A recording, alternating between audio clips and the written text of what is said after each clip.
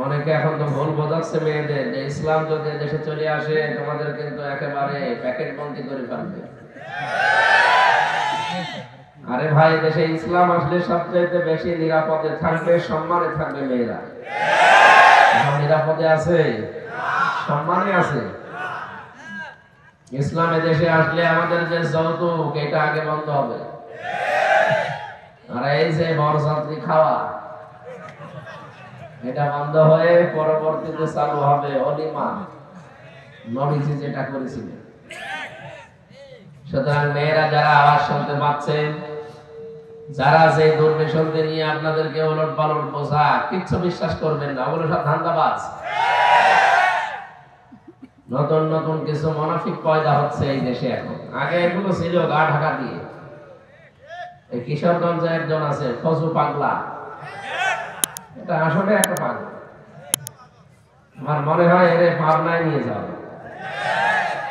আমি কালকেও পাবনা ছিলাম, দারুল আমার ট্রাস্ট, ওর পাশেই তো পাগলা গাড়া।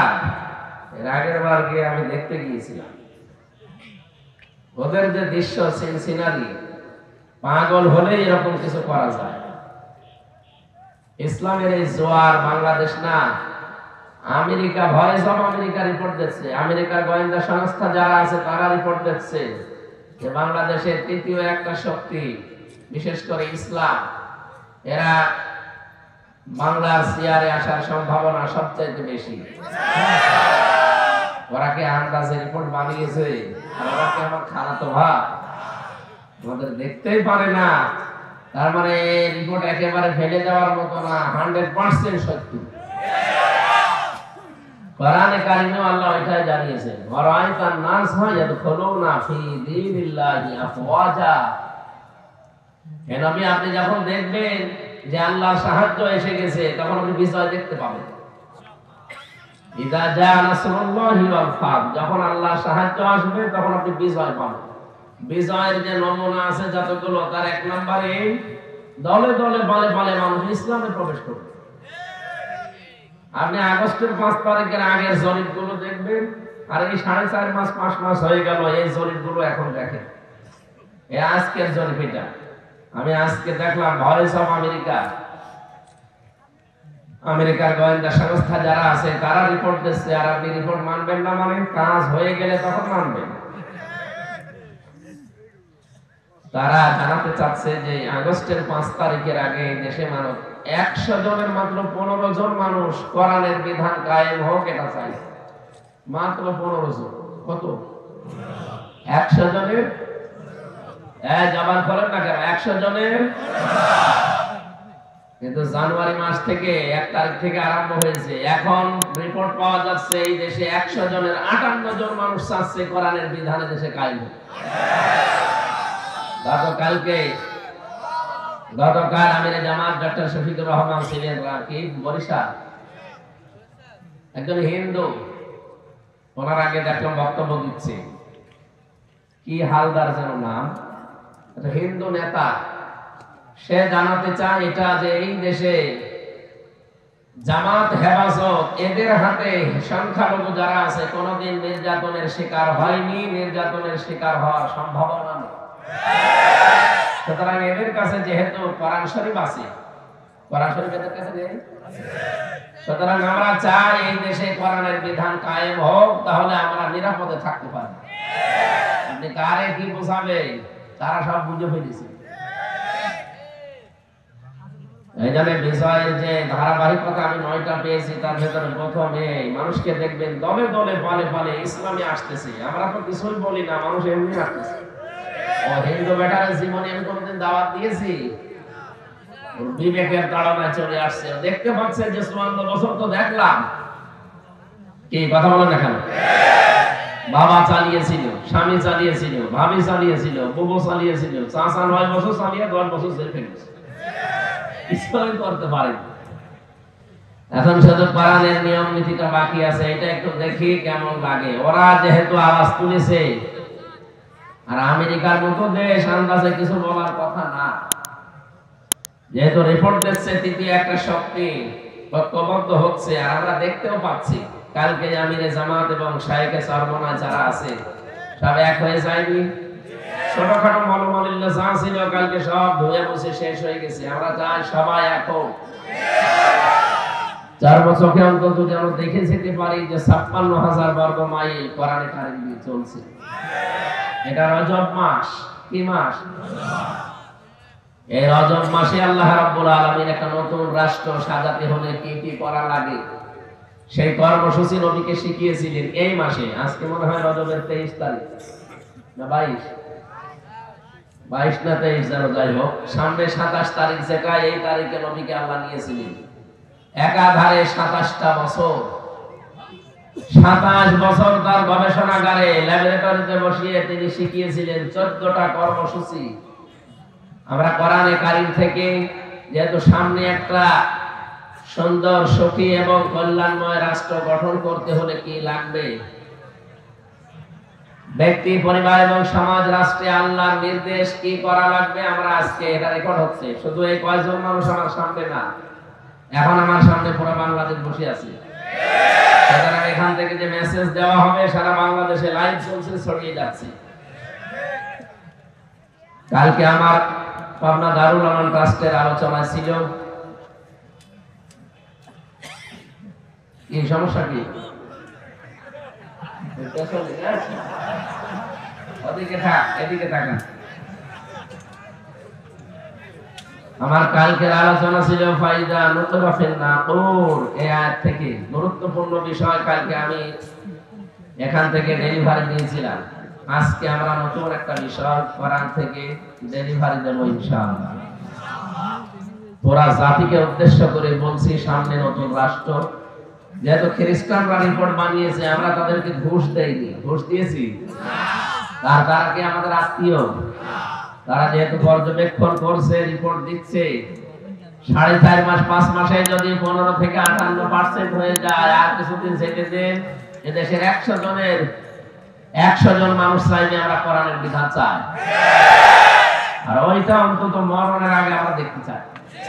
কথা বলেন না কেন? এই জমিনের মালিক কিন্তু সরাসরি আমরা না, আল্লাহ তাআলা নিজে। এবং এই জমিনের মালিকও না, এই কোরআন শরীফের মালিকও না, সব মালিক আল্লাহ। আমরা এই জমিনে আছি কামলা হিসাবে।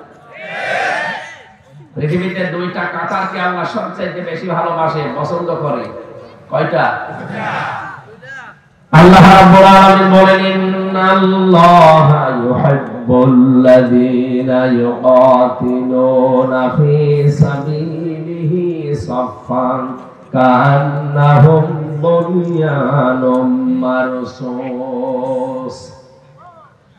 সূরা সাফের 4 নম্বর আয়াতে আল্লাহ জানিয়েছেন, অবশ্যই আমি আল্লাহ ভালোবাসি তাদেরকে যারা সীসা গলা প্রাচীরের মতো ঐক্যবদ্ধ হয়ে, কাতারবদ্ধ হয়ে আল্লাহর জমিনে আল্লাহর দ্বীনকে কায়েমের জন্য চেষ্টা চালায়।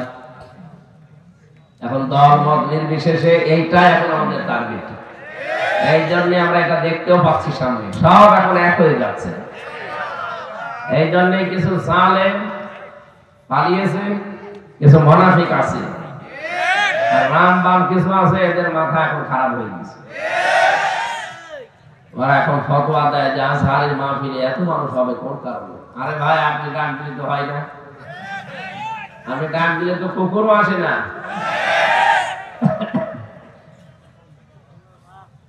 এটা ইয়াদখুলুনা ফী দীনিল্লাহি আফওয়াজা, দলে দলে মানুষ পালে পালে ইসলামে আসবে, এটা তার একটা প্রমাণ। জায়গায় 14 লাখ 15 লাখ 20 লাখ মানুষ এক জায়গায় হয়, যদি টাকা দিয়ে আনা লাগে কত কোটি টাকা খরচ আপনি বলেন। ও আজহারের বাবা মা ও 14 বংশ বিক্রি করলেও তো একটা অনুষ্ঠান হবে না। যে 3টা 4টা অনুষ্ঠান বাংলাদেশে করা হয়েছে, 4টাতে রেকর্ড হয়ে গেছে। আল্লামা সাইদি রহমতুল্লাহ আলাইহি ওই সময় যখন কথা বলতেন তখন তো এরকম মিডিয়া ছিল না, তখনও মানুষ হয়তো 8-10 লাখ 20 লাখ। এখন ছাড়িয়ে যাচ্ছে, কারণ আল্লাহ প্রথমটাই দেখিয়েছে যে ইয়াদখুলুনা ফী দীনিল্লাহ আফওয়াজা, দলে দলে মানুষ দেখতে পাবেন আপনি, পালে পালে আসতেছে ইসলামের দিকে। সুতরাং এই দৃশ্যটা দেখে আমাদের এখন মনে প্রাণে একটা আনন্দের সঞ্চার হচ্ছে, বিশ্বাস হচ্ছে আল্লাহ তার কথাটা আমাদের মনে হয় সামনে দেখাবে। ইনশাআল্লাহ। ওয়া ফিরআউনা ওয়া হামানা জুনুদাহুমা মিনহুম মা কানু ইয়াহজারুন। আল্লাহ বলেন আমি অনুমাক্কিনা লাহুম ফিল আরদ, জমিনে শাসন ক্ষমতা এই মুসা নবীর অনুসারীদেরকে দিতে চাই এই কারণে, কারণ ফেরাউন তাদেরকে কোণঠাসা করে রেখেছিল। এটা হাজার হাজার বছর আগের কথা। এখন আমরা দেখতে পাই 53.5 বছরে একটা দলকে বাতিলরা কোণঠাসা করে রেখেছিল। আল্লাহ যেন ঠিক সেই দলটাকে মানন করি। এখানে মনন আছে, অনুরিদু আন্না মুন্না, মানন মানে অনুগ্রহ। আল্লাহ বলেন আমি ইচ্ছা করলাম যে একটা অনুগ্রহ করি। আল্লাযীনা ইসতাদআফু ফিল আরদি, ফিরআউন যাদেরকে জমিনে দুর্বল করে রেখেছিল, আনাজালাহুম আইম্মাতান, ওই দলকে আমি জমিনের নেতা বানিয়ে দেব। আনাজালাহুম ওয়ারিসিন, এবং তাদেরকে জমিনের উত্তরাধিকারী আমি আল্লাহ বানিয়ে দেব। ঠিক খাপের খাপ বাংলাদেশে মিলে যাচ্ছে। এখন যদি বলেন হুজুর আমার পক্ষে বলেন না, আপনার সাথে মেলে না, আমি বলবো কি আপনার সাথে মিলছে? আমার তো মিলছে না। যাদের সাথে মেলে তাদের নাম তো বলি না, এমনি মিলে যায়। এই 53.5 বছর তাদেরকে বিভিন্ন ধোয়া তুলে, ধোয়া তুলে, কি ধোয়া? ওরা ধোয়া তুলে তাদেরকে আপনি জাতি থেকে আলাদা করে রেখেছিলেন। আমার জন্ম 92 সালে, আর আমারে যদি আপনি রাজাকারের তালিকায় নাম দিয়ে দে, শয়তান হাসবে না? ওই সময় আমার বাবাও হয়েছে কিনা আল্লাহ। এরপর হচ্ছে তালিকা বানিয়েছিলেন, ও তালিকা কি গাঁজা খেয়ে বানিয়েছে? জামাত শিবিরের নাম মাত্র 37 জন, তারপরও 11 জন মরে গেছে। কয়েকজন ছেলে আছে, আর বাকি থাকে কয়জন? আর যারা তালিকা বানিয়েছে তারা 1060 জন। এই ধোয়াটা এতদিন পর্যন্ত তুলে জনগণকে আপনি কি বুঝিয়েছিলেন? এখন তো নিজের ফতোয়ায় নিজে ধরা খাবে। কয়েকদিন আগে মামলার হাজিরা দিতে গিয়েছিলাম, যে আপনাদের পাশের জেলা না চাঁদপুর, ওখানে একজন আল্লাহর ওলি, এই যে ফিটনেস বিহীন বিএনপি, লাইসেন্স বিহীন জামাত বলতো, মহিলা বলতো না, ওনারে আমার সামনে দিয়ে নিয়ে যাচ্ছে। দেখলাম ওনারই ফিটনেস, ওনার লাইসেন্স তো নেই।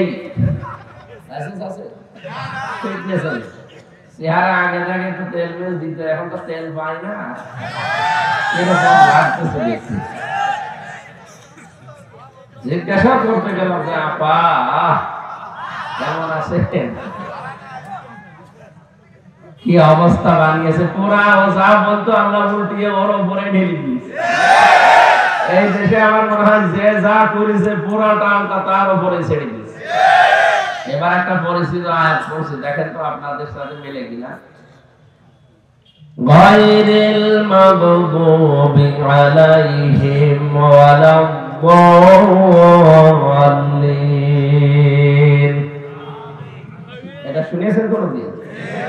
প্রতিদিন অন্তত যদি ফরজ নামাজও পড়ে কেউ 17 বার করে পড়া লাগে। এটা কতবার?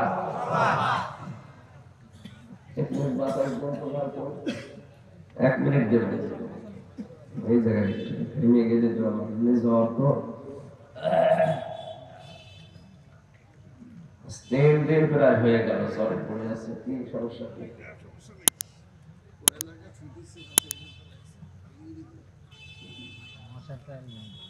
কোথায় যাচ্ছে?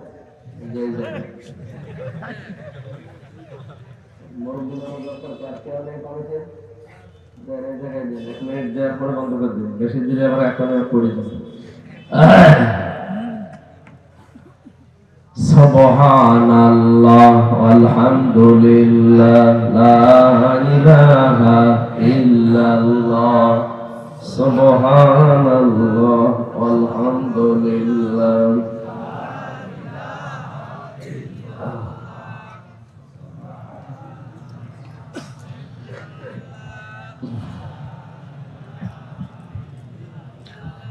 লা ইলাহা ইল্লাল্লাহ মুহাম্মাদুর রাসূলুল্লাহ। এতে গেটে যারা দাঁড়িয়ে আছেন, আপনারা কি ওই দলের লোক? কি কোন কারণ ওখানে দাঁড়িয়ে আছেন বলেন? আমরা কি বিবেক আছে না? কত মানুষ বসে আছে দেখতে পাচ্ছেন না? এতে সুন্দর করে জায়গাগুলো বসা যায় না। এখানে দাঁড়িয়ে আছেন তোর কারণ বসেন। আরে স্বেচ্ছাসেবক কি করেন কি? গেট থেকে সব বের করে দেন, কাউকে দাঁড়াতে দেবেন না ওখানে, সব বলেন যে বসেন।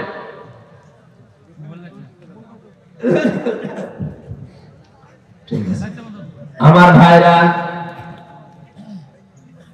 প্রতিদিন 17 বার করে আয়াতটা আল্লাহকে আপনি নিজে শোনাচ্ছেন, মনে হচ্ছে আল্লাহ শুনছে, উনি জবাব এখনই দেবেন। আপনি নিজে বলেন রব্বুল আলামিন তাদের পথে আমাদেরকে চালাবে না যারা মাগদুম, যারা দলহীন, যারা অভিশপ্ত এবং পথভ্রষ্ট। যদিও এই দুইটা শব্দ দিয়ে আমরা ইহুদি আর খ্রিস্টানদেরকে মিল করে থাকি, কেন তাদেরকে বরদোয়া দেওয়া হয় বলেন তো? তারা তাদের ইনজিলে তাওরাতে আমাদের নবী মুহাম্মদ রাসূলুল্লাহর পরিচয় 1000 বারের উপরে পেয়েছে। তাদের প্রত্যেকটা নবী আমাদের নবীর সংবাদ দিয়ে গেছে, ইয়াতি মিন বাদি ইসমুহু আহমদ। প্রতিটি নবী এসে বলেছে আমার পর একজন নবী আসবে, তার নাম আহমদ। তার নাম কি? তার যে পরিচয় হবে সব তাদের তাওরাতে ইনজিলে লেখা ছিল। এটা জানার পরও ইহুদি আর খ্রিস্টান যারা সত্যটাকে সত্য জানার পরও তারা মানে নাই, হয় হিংসা করে অথবা অহংকার করে। এখান থেকে মুফাসসিরিন ইকরাম মাসলা বের করেছেন, আপনি হাক্কানি তাফসিরে পাবেন। যারা সত্যকে সত্য জানার পরেও মেনে নিতে চায় না, হয় হিংসা করে অথবা অহংকার করে, তারাও এক প্রকার ইহুদি অথবা খ্রিস্টান। ওদের উপরে যেমন আল্লাহর লানত, ওরা পথভ্রষ্ট। আমি যদি আজকে সত্যি সত্যকে সত্য জানার পরে শুধু অন্ধ দলীয়করণের জন্য অন্ধ ভক্ত হয়ে সত্যকে না মানতে চান, আপনার নিজের এই বরদোয়া নিজের উপরে ওই ফিটনেসের মতো পড়বে। কথা বলেন না কেন? যা যা বলেছিল সব এখন ওর উপরে পড়ছে। আপনি যা যা বলেন প্রতিদিন একবার দুইবার না কতবার বলেন? শুধু ফরজ নামাজ পড়লেও 17 বার পড়া লাগে। এজন্য আমরা এখনই সাবধান হব, আমার বরদোয়া আবার আমার উপরে আল্লাহ ঢিলি না দেয়। বলেন আমিন। আমার ভাইরা, সত্যকে সত্য জানার পরে মেনে নেওয়া লাগবে। এটা যদি আমার মন মেনে নিতে নাও চাই, জোর করে হলো মানা লাগবে। আমার বাবা মা, আমার দলীয়করণ যারা আছে, দলের লোক, তারা হয়তো মন খারাপ করবে, করুক, আমাকে মেনে নেওয়া লাগবে সত্য। হযরত ইব্রাহিম আলাইহিস সালাম কিন্তু সত্যকে অনুসন্ধান করছিলেন। তারকা দেখে মনে করেন এইটাই আমার রব, চাঁদ দেখে মনে করেন এটা আমার রব, সূর্য দেখে মনে করছিলেন না এটা আমার বড় রব। হাযা আকবার। সর্বশেষ আমার আল্লাহ বলেন না, যেগুলো ডুবে যাচ্ছে একটা স্থায়ী হচ্ছে না। তিনি জাতির লোককে ডাক দিয়ে বললেন, বারিউম মিম্মা তুশরিকুন, আমি তোমাদের থেকে মুক্ত, যাদেরকে তোমরা শিরিক বানাও, শরীক বানাও। ইন্নী ওয়াজ্জাহতু ওয়াজহিয়া লিল্লাযী ফাতারাস সামাওয়াতি ওয়াল আরদা হানিফা ওয়া মা আনা মিনাল মুশরিকিন। এই দোয়াটা কত বড় কঠিন দোয়া, আমরা সাইন নামাজের দোয়া বানিয়ে চালিয়ে দিচ্ছি, অথচ এটা কত কঠিন কথা আপনি টের পেয়েছেন। যে অবশ্যই আমার এই চেহারা বলতে শুধু এইটাই না, আমার যত কিছু দুনিয়াতে আছে সব আজকে আমি ঘুরিয়ে দিলাম। এই ইন্নী ওয়াজ্জাহতুর ভেতরে এই চেহারা যেমন আছে, আপনার ক্ষমতা আছে, আপনার ছেলে মেয়ে আছে, আপনার প্রভাব প্রতিপত্তি আছে, আপনার জমি জায়গা আছে, যা আছে সব আমি ঘোরালাম আজকে।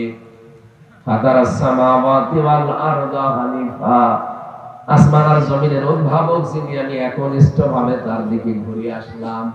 ওয়া মা আনা মিনাল মুশরিকিন, আমি কিন্তু মুশরিক না। এই গ্যারান্টি আপনি দিয়েছেন।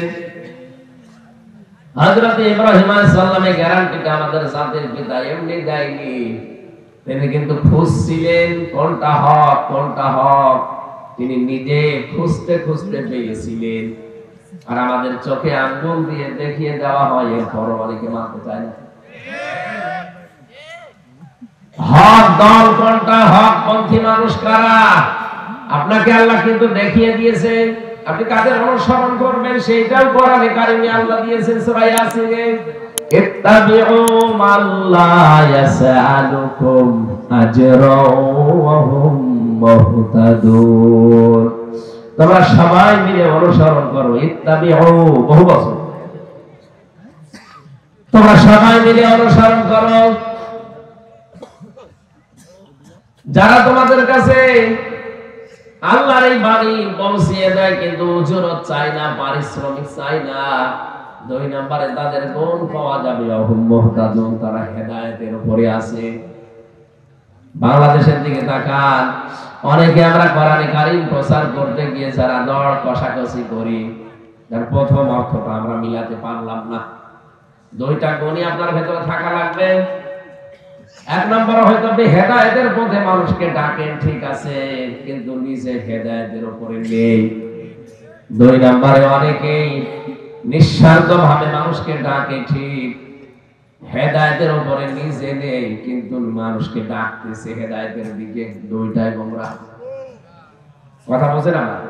না বুঝেননি, আবার বলছি। আপনাকে এই আয়াতটা সামনে নিয়ে যাকে অনুসরণ করবেন, দেখবেন এই 2টা সে মানে কিনা। ইত্তাবিউ, অনুসরণ করো তাদেরকে। মাল্লা ইয়াসআলুকুম আজরা, যারা তোমার কাছে উজরত চাই না, পারিশ্রমিক চাই না। ওহুম মুহতাদুন, এবং তারা হেদায়েত প্রাপ্ত। হেদায়েতের উপরে থাকবে কারা? কারা হেদায়েত প্রাপ্ত, এটা আল্লাহ কিন্তু সূরা বাকারায় আগে জানিয়ে দিয়েছেন। এই যে আয়াতটা পড়লাম, এটা সূরা বাকারার আয়াত না ইয়াসিনের আয়াত? আগে আল্লাহ সূরা বাকারা দিয়েছেন না সূরা ইয়াসিন দিয়েছেন? তার মানে হেদায়েত প্রাপ্ত কারা? আপনি সূরা বাকারা 255 নম্বর আয়াত থেকে দেখবেন, ওই জায়গায় আল্লাহ সাজিয়েছেন যে এরা হেদায়েতের উপরে আছে। ওয়ালা নাবলুওয়ান্নাকুম বিশাইইন মিনাল খাউফি ওয়াল জু'i ওয়া নাকসিম মিনাল আমওয়ালি ওয়াল আনফুসি ওয়াল সামারাত ওয়া বাশশিরিস সাবিরিন। লামে তাকিদ নুনে সাকিলা, আল্লাহ বলেন অবশ্যই আমি আল্লাহ তোমাদের পরীক্ষা করব। বিশাইইন মিনাল খাউফ, ভয় দিয়ে। আসতামাম দুনিয়ায় আমাদের ভয় দেখায় কে? এদেশের নাস্তিকরা আর বাম জালেমরা তো ভয় দেখাতো, তামাম দুনিয়ায় আমাদেরকে ভয় দেখাতো, এখনো দেখাচ্ছে। যাদেরকে তামাম দুনিয়া ভয় দেখাবে, কখনো ক্ষুধা দিয়ে আমি আল্লাহ তোমাদের পরীক্ষা করব, ভয় দিয়ে, ক্ষুধা দিয়ে, শস্য ক্ষেত দিয়ে, এবং সন্তানাদির ক্ষতি দিয়ে। এরপরও যদি কোনো মানুষ টিকে থাকতে পারে, অবাশির সাবিরিন, আল্লাহ বলেন ধৈর্যশীলেরা, এদেরকে সংবাদ দেন।